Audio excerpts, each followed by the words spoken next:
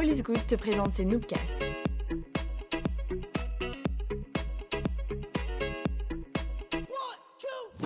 Salut, c'est Lily de All is Good. Tu t'apprêtes à écouter un Noobcast, l'enregistrement live d'une présentation d'une de nos Noob Nights. Les Noob Nights, c'est un concept de soirée sur Bruxelles où plusieurs personnes viennent nous partager leur vision de la vie. Notre objectif, c'est de donner la parole à des individus aux expériences diverses et variées dans un moment de bienveillance. En écoutant les Noobcasts, tu pourras découvrir une multitude de pensées, certaines auxquelles tu adhéreras et d'autres moins.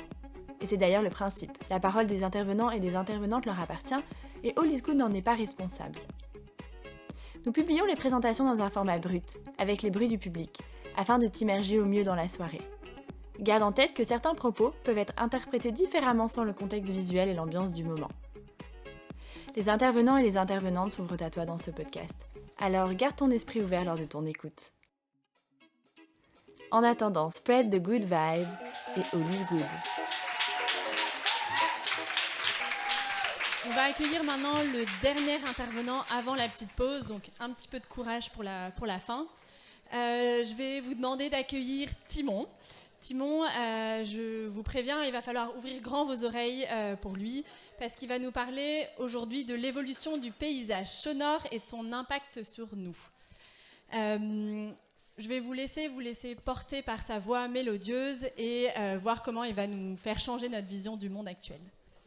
La dernière phrase de mon texte, que je n'ai pas écrit, je tiens à le préciser, c'est également un excellent coup. Point. Voilà.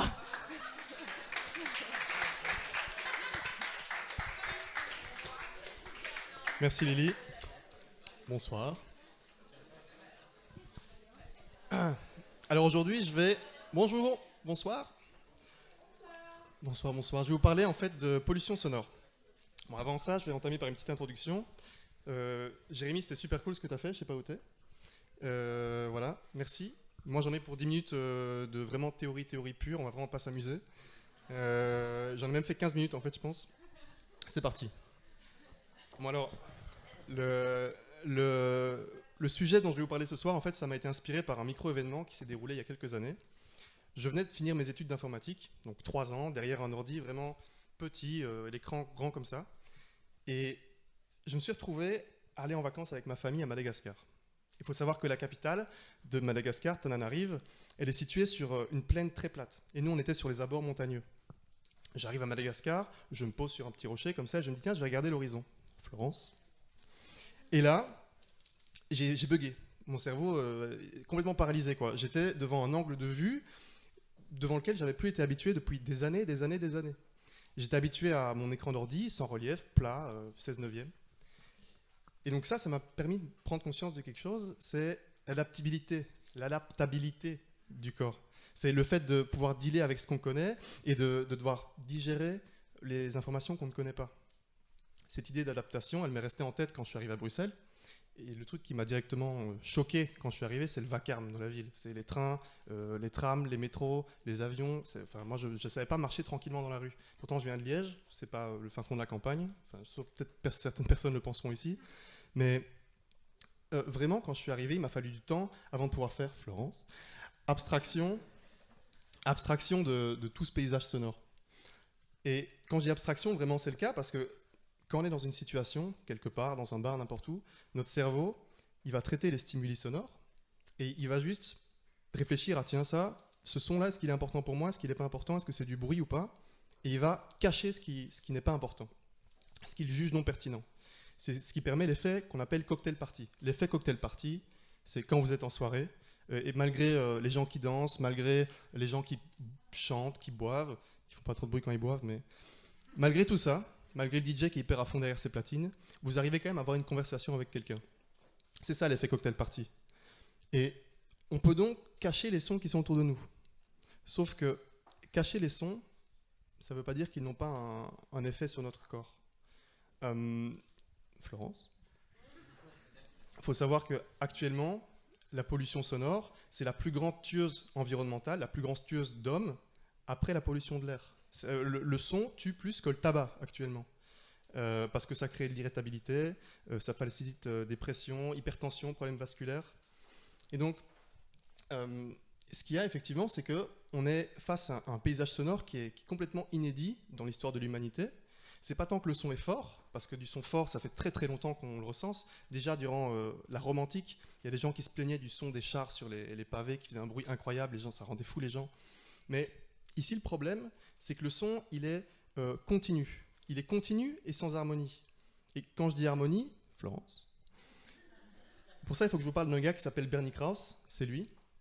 Et en fait, Bernie Krause, c'est un musicien du XXe siècle qui est aussi devenu par la suite bioacousticien. Donc la bioacoustique, c'est une science qui étudie comment est-ce que les espèces interagissent avec les sons de leur environnement. Et donc Bernie Krause, il a enregistré la savane au Kenya. Et en écoutant la savane, en écoutant les sons de la nature, il s'est rendu compte de quelque chose. Il s'est dit, tiens, c'est marrant, les grenouilles, les crocodiles, les éléphants, les girafes, je ne sais pas ce qu'elles font comme bruit, mais elles ont toutes des plages sonores différentes, distinctes. Toutes arrivent à chanter dans une sorte d'orchestration, en fait. C'est comme les instruments d'un orchestre. Les instruments à l'orchestre, ils ne jouent pas les uns sur les autres. Vous voyez, ils ne s'empiètent pas. Ils n'empiètent pas les uns sur les autres.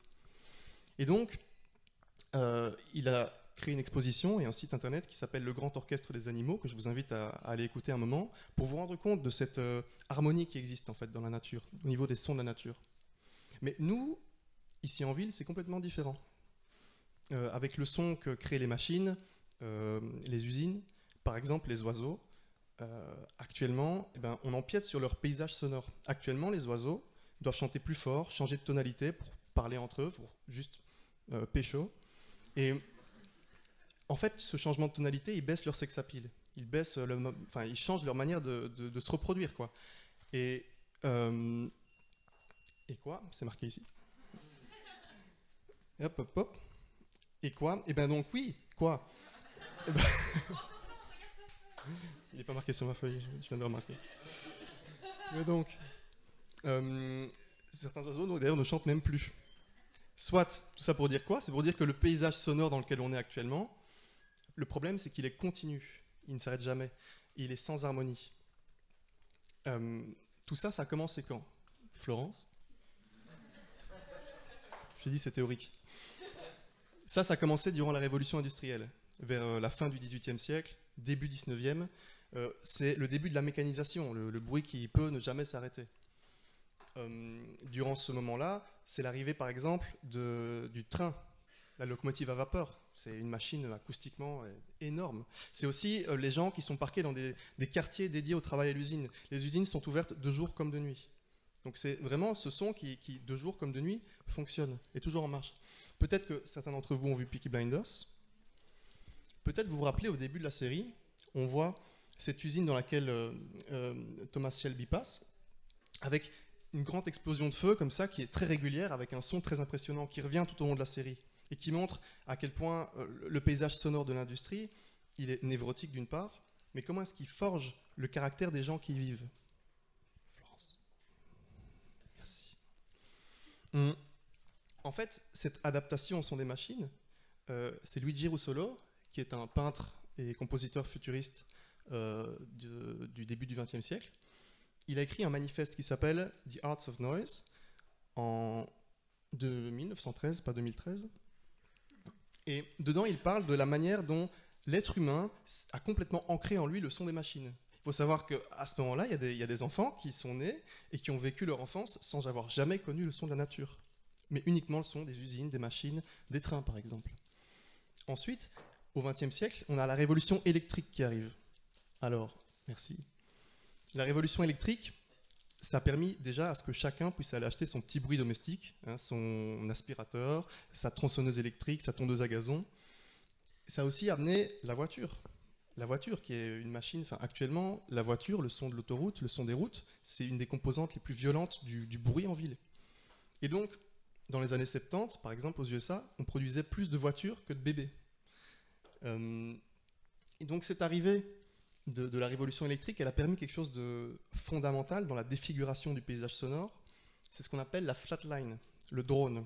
En fait, c'est un son d'un objet qui est artificiel, qui fait qu'à partir du moment où un objet pulse assez rapidement, on a une impression de continuité. C'est comme les images au cinéma, vous voyez ? À partir d'un certain nombre d'images par seconde, l'image paraît être dans un mouvement et non pas des images saccadées.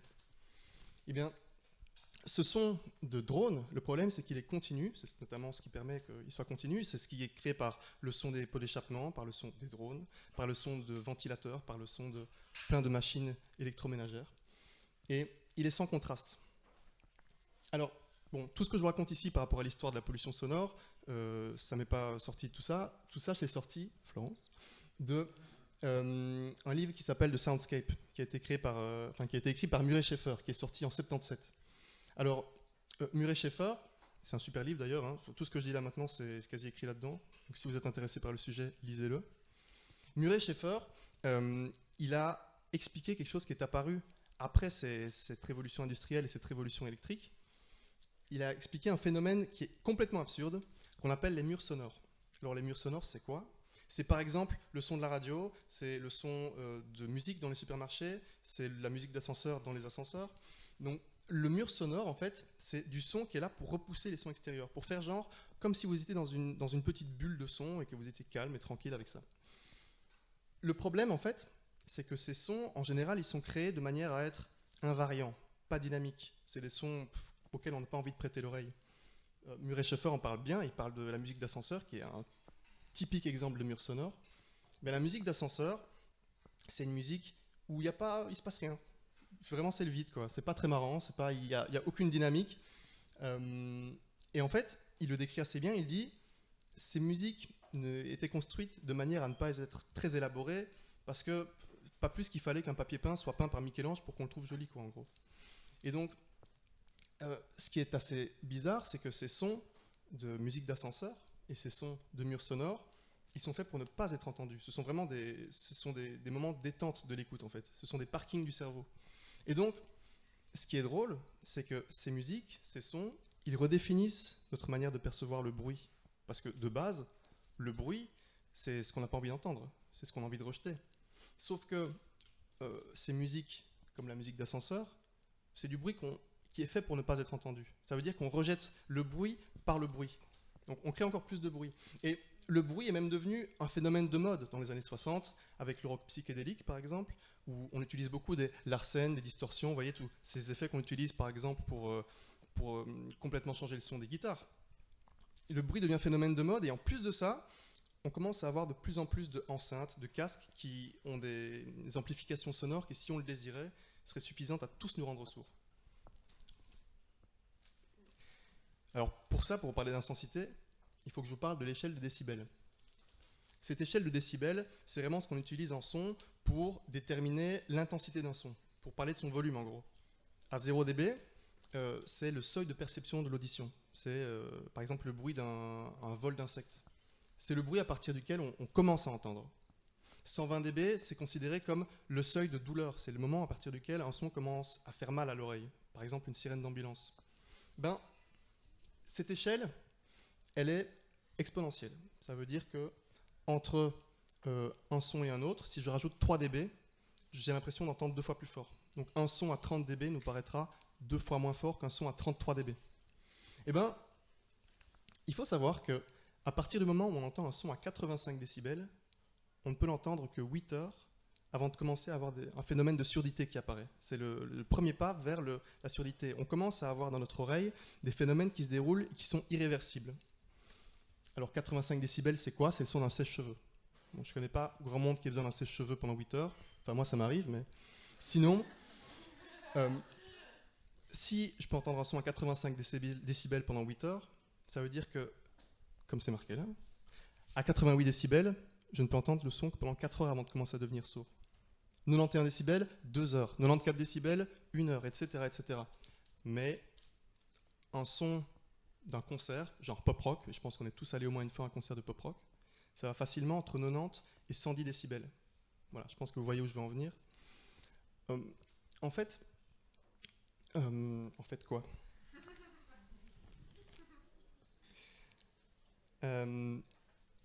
En fait, le problème, c'est qu'actuellement, il y a une petite enquête qui a été faite en France et qui a montré que plus de la moitié des personnes n'arrivaient pas à communiquer normalement dans des situations de la vie régulière, genre parler dans un bar, au restaurant, ou même dans la rue.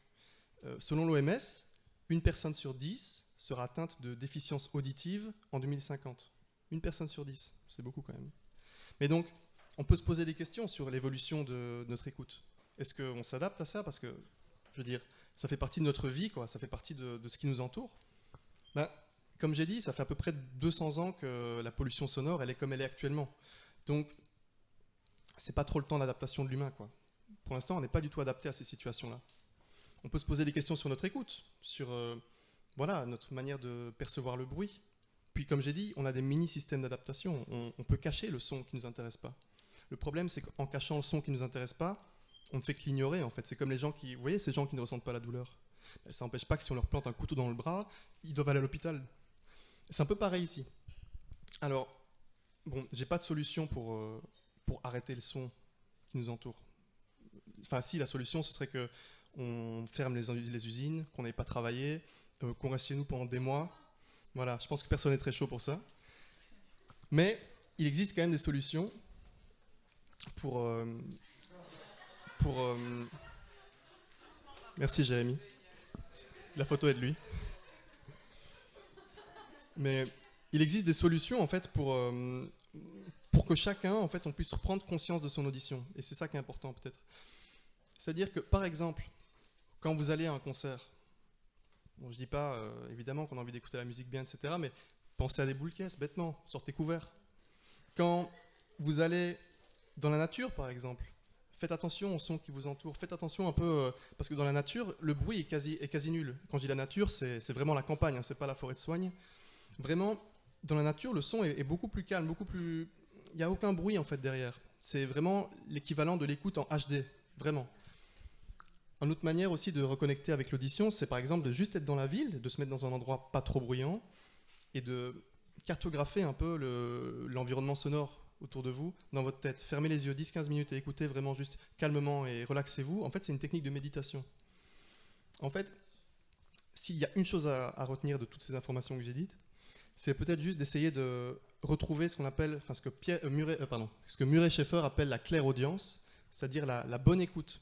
C'est juste le fait d'être reconnecté à son audition et d'en prendre plaisir, quoi. Voilà, je vous remercie beaucoup pour votre écoute attentive. Bonne soirée.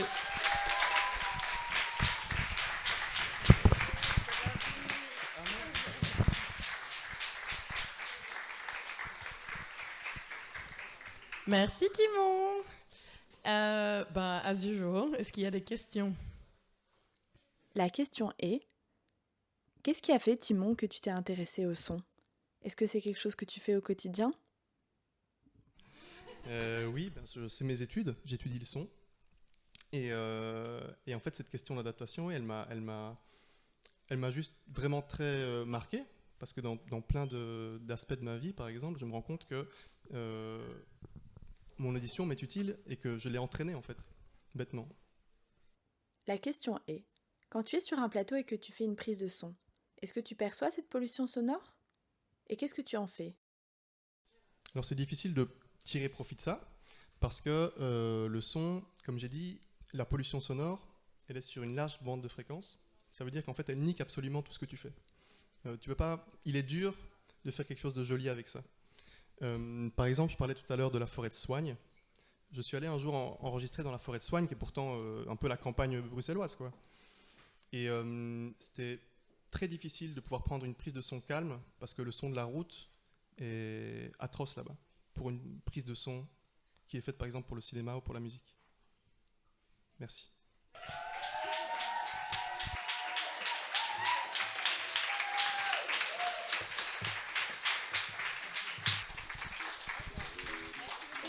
Tu viens d'écouter un Noobcast, l'enregistrement live d'une présentation d'une de nos Noob Nights.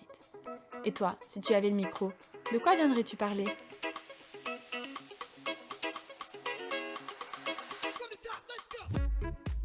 Tu as aimé ce podcast? Alors n'hésite pas à nous suivre sur Facebook et Instagram All is Good in Brussels pour ne rien rater de nos actualités. On vous envoie plein de good vibes et all is good.